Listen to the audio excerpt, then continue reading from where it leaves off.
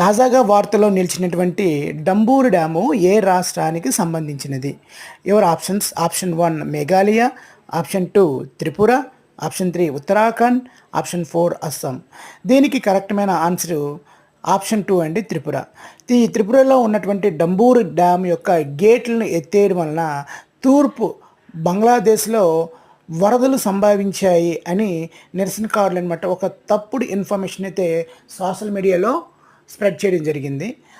అదేవిధంగా మన మేఘాలయలో చూసుకున్నట్లయితే ప్రముఖమైన డ్యామ్ ఏదైనా ఉందంటే కాంగ్ డంగ్ అండి. కాంగ్ డంగ్ అనేది ప్రముఖమైన డ్యాము.